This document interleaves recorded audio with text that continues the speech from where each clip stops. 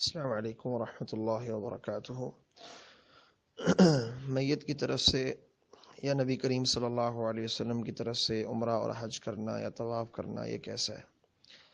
جو طواف کرنا ہے میت کی جانب سے، اس کا تو بالکل ثبوت کسی بھی روایت میں نہیں ملتا کہ رسول اللہ صلی اللہ علیہ وسلم کے کسی صحابی نے میت کی جانب سے طواف کیا ہو۔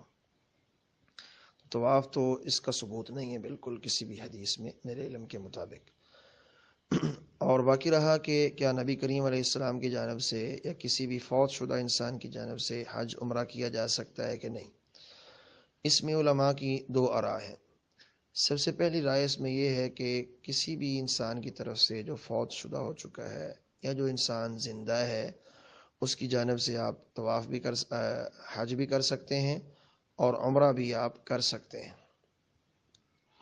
اور ان علماء کی دلیل یہ ہے کہ ایک صحابی نبی علیہ السلام کے پاس آئے اور کہا، اللہ کے رسول، میری جو والدہ ہے، صحابی تھے یا صحابیہ تھی، تو وہ اتنی بوڑھی ہو چکی ہے کہ وہ خود جو ہے نا وہ عمرہ نہیں کرنے آ سکتی، تو کیا میں اس کی جانب سے عمرہ کر سکتی ہوں؟ فرمایا جی کر لو۔ جو علماء کہتے ہیں کہ کسی بھی انسان کی جانب سے جو خواہ زندہ ہو خواہ وہ دنیا سے چلا گیا ہو، اس کی جانب سے حج بھی کیا جا سکتا ہے اور عمرہ بھی کیا جا سکتا ہے۔ ان کی ایک دلیل تو یہ روایت ہے۔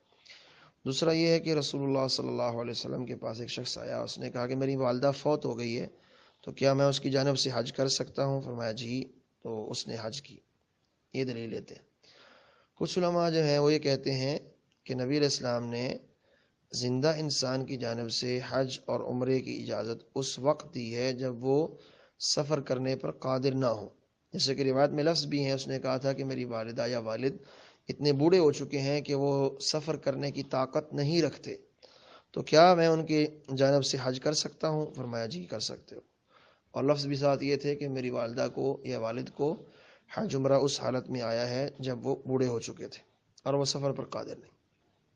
اسی طرح میت کی جانب سے رسول اللہ صلی اللہ علیہ وسلم کی جو روایت آتی ہے نا، اس میں آپ نے حکم میت کی جانب سے تب دیا تھا جب سائل نے یہ کہا تھا کہ میری ماں نے نظر مانی تھی کہ وہ حج کرے گی یا عمرہ کرے گی لیکن وہ نہیں کر سکی، تو اب بتائیں کیا؟ فرمایا تم کر لو۔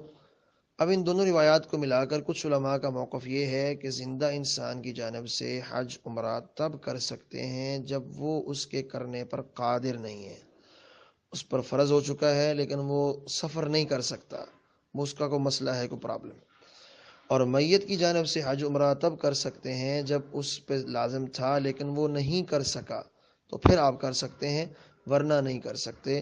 تو علماء کا جو دلائل کے اعتبار سے یہ موقف ہے، وہ کہتے ہیں کہ ہر میت کی جانب سے عمرہ کرنا، ہر میت کی جانب سے حج کرنا، اس کے لیے کوئی صراحتاً نص موجود نہیں ہے۔ جو موجود ہے وہ صرف اسی میت کے بارے میں ہے جس پر حج ضروری تھا لیکن وہ نہیں کر سکا۔ اس موقف کے اعتبار سے نبی کریم علیہ السلام کی جانب سے حج عمرہ نہیں کیا جا سکتا۔ السلام علیکم ورحمۃ اللہ۔